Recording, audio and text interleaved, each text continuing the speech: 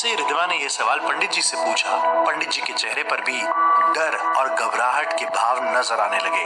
रिद्धिमा एक बात महसूस कर रही थी कि देविका का नाम सुनते ही नर्स भी डर गई थी और अब पंडित जी भी। इसका मतलब कोई तो रहस्य था जो देविका के नाम से जुड़ा हुआ था। पंडित जी ने अभी तक रिद्धिमा की बात का कोई जवाब नहीं दिया था।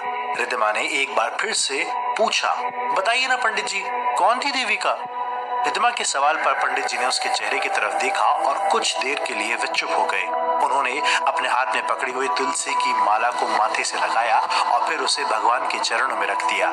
इसके बाद बड़ी आराम से अपनी जगह पर बैठते हुए पंडित जी ने रिद्धिमा को बताना शुरू किया। बहुत सुंदर थी देविका और बहुत संस्कारी भी।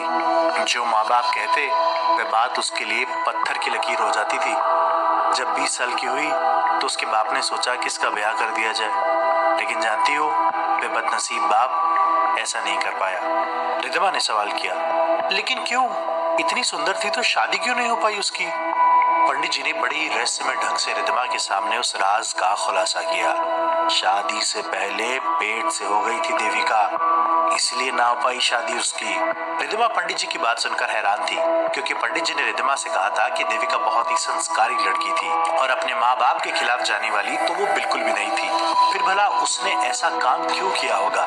रिद्धिमा ने पंडित जी से पूछा, लेकिन अभी तो आपने कहा कि वो बहुत अच्छी और संस्कारी थी, फिर शादी से पहले? पंडित जी ने रिद्धिमा के सवाल का कुछ इस तरह जवाब दिया, उसने ऐसा कुछ भी नहीं किया था और ये तो आज तक सबसे बड़ा रहस्य है। आखिर वह लड़की पेट से हुई कैसे? क्योंकि उसका किसी लड़के के साथ कोई संबंध ही नहीं था। रिद्धिमा पंडित जी की बात पर बिल्कुल भी विश्वास नहीं कर पा रही थी, क्योंकि रिद्धिमा एक पढ़ी लिखी लड़की थी और वह अच्छी तरह जानती थी पंडित जी जो कुछ भी कह रहे हैं वो एक अंधविश्वास है। किसी लड़के के साथ संबंध ना होते हुए भी देविका का प्रेग्नेंट हो जाना, ये बात रिद्धिमा की गली से नहीं उतर रही थी। ये आप कैसी बातें कर रहे हैं पंडित जी? अगर वह कभी किसी लड़के से नहीं मिली तो फिर वो माँ कैसे बनने वाली थी? इस बार पंडित जी की आंखों में कोई गहरा राज उतर आया। ऐसा लगा जैसे उनके दिल में कोई बहुत बड़ा सच छुपा हुआ था जो आज रिद्धिमा को पता नहीं जा रहे थे। बेहद धीमी आवाज में पंडित जी ने रिद्धिमा से कहा, ठीक वैसे ही जैसे कुछ दिन पहले उस डॉक्टर की बीवी के साथ हुआ था। माँ नहीं बन सकती थी वो। डॉक्टर अमित के बारे में यह बात सुनने के बाद रिद्धिमा हैरान रह गई। पंडित जी ने रिद्धिमा को कुछ ऐसा बता दिया था जो शायद कोई भी नहीं जानता था। रिद्धिमा ने घबराते हुए पंडित जी से सवाल किया, क्या मतलब आपका? डॉक्टर अमित की बात कर रहे हैं ना आप? उनकी पत्नी रुचि, क्या वो प्रेग्नेंट थी? पंडित जी ने रिद्धिमा से कहा, अरे मेरे मंदिर में रोज आती थी, उसके अंदर तो माँ बनने की क्षमता ही नहीं थी, लेकिन एक दिन अचानक पेट से हो गई और बस उसके अगले ही दिन वो डॉक्टर और उसकी पत्नी दोनों मर गए। जैसे ही डॉक्टर अमित और रुचि के बारे में बात चली, रिद्धिमा के मन में उनके बारे में और भी कुछ जानने का ख्याल आया। अब पंडित जी ही थे जो रिद्धिमा को सब कुछ सच बता सकते थे। रिद्धिमा उस गांव में बुरी आत्मा के असर को लेकर के सब कुछ सच सच जानना चाहती थी, क्योंकि उसके पीछे रिद्धिमा का एक ही उद्देश्य था। रिद्धिमा ने मन ही मन सोच लिया था कि अगर सचमुच उस गांव में किसी बुरी आत्मा का साया है तो वह उस गांव को उस बुरी आत्मा के साए से मुक्त करवाने की कोशिश करेगी। यही सोचकर रिद्धिमा ने पंडित जी से पूछा, पंडित जी बताइए ना, क्या हुआ था डॉक्टर अमित और उनकी पत्नी के साथ?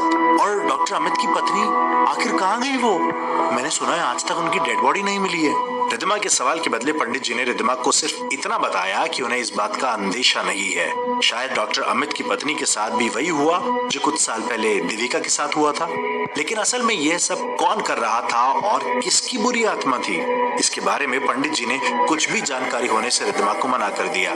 देखो बेटा, मैं मंदिर का पुजारी हूँ, जो कुछ भी मैंने सुना और देखा बस वही तुम्हें बता दिया, लेकिन इन आत्माओं का खेल सिर्फ कोई तांत्रिक ही खत्म कर सकता है, ये सब मेरे बस की बात नहीं है। पंडित जी ने अपनी बात खत्म कर दी और रिद्धिमा मंदिर से निकलकर वापस हवेली की तरफ जाने के लिए चल पड़ी।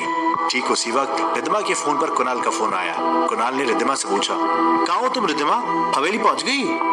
रिद्धिमा ने कहा, नहीं कुणाल, बस वो भगवान के दर्शन करने के लिए मंदिर आ गई थी, डॉक्टर विजय के लिए प्रार्थना कर रही थी। रिद्धिमा रिद्धिमा को महसूस हुआ जैसे कुणाल कुछ परेशान सा है। शायद वह रिद्धिमा को कुछ बताना चाहता है। रिद्धिमा ने पूछा, क्या हुआ कुणाल, सब ठीक है ना?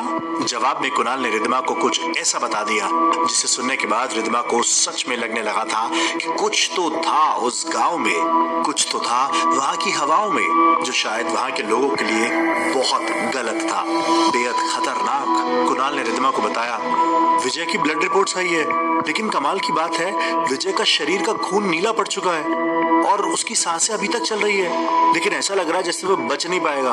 हमारे पास ऐसी कोई मेडिसिन नहीं है। कुणाल की बात सुनकर रिद्धिमा घबरा गई।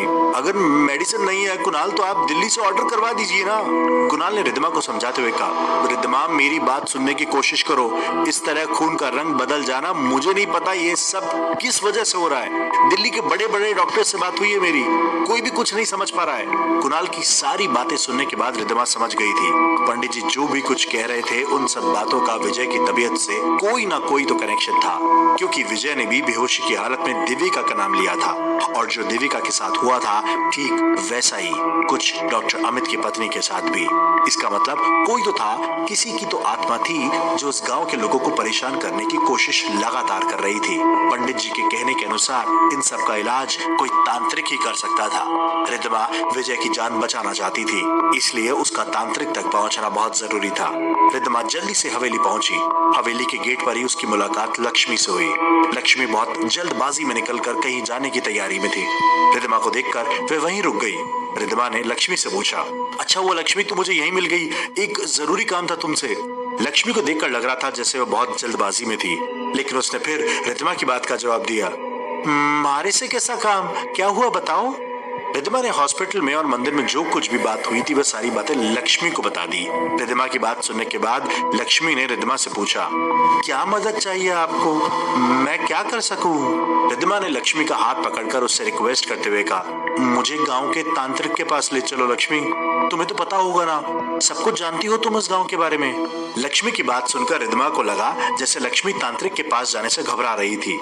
लक्ष्मी ने रिद्धिमा से कहा कि उन्हें इन सब बातों से बहुत डर लगता है और वैसे भी देविका का नाम सुनने के बाद लक्ष्मी भी बुरी तरह से घबरा गई थी। हालांकि लक्ष्मी ने रिद्धिमा से उसके बारे में कोई बात नहीं की, लेकिन लक्ष्मी के चेहरे को देखकर साफ पता चल रहा था जैसे वह भी देविका के बारे में बहुत कुछ जानती हो। रिद्धिमा ने एक बार फिर से लक्ष्मी से पूछा, अच्छा ठीक है, अगर तुम मेरे साथ नहीं चलना चाहती तो कोई बात नहीं, लेकिन कम से कम मुझे तो ये बता सकती हो ना वो तांत्रिक कहाँ रहता है। देखो डॉक्टर विजय की जिंदगी और मौत का सवाल है, हमें उनको बचाना है। रिद्धिमा की बात सुनने के बाद लक्ष्मी कोई जवाब दिए बिना ही हवेली के अंदर दौड़कर चली गई। रिद्धिमा समझ गई थी शायद लक्ष्मी उसकी मदद नहीं करना चाहती थी और इसीलिए रिद्धिमा परेशान थी। वो हवेली के दरवाजे के पास खड़ी होकर यहाँ वहां देखने लगी। ठीक उसी वक्त रिद्धिमा ने देखा लक्ष्मी अपने हाथ में एक कच्चा नारियल लेकर दौड़ कर आ रही थी। लक्ष्मी ने वो कच्चा नारियल रिद्धिमा को पकड़ाते हुए कहा, जल्दी हॉस्पिटल जाओ और ये कच्चे नारियल का रस डॉक्टर साहब को पिला दो, देखना झट से खड़े हो जाएंगे। रिद्धिमा के पास कुछ भी जानने और समझने का वक्त नहीं था। उसने लक्ष्मी से कुछ नहीं पूछा, बस वो कच्चा नारियल लेकर वहां हॉस्पिटल की तरफ चल पड़ी, इस उम्मीद से कि शायद डॉक्टर विजय को होश आ जाए, शायद उनकी तबीयत ठीक हो जाए।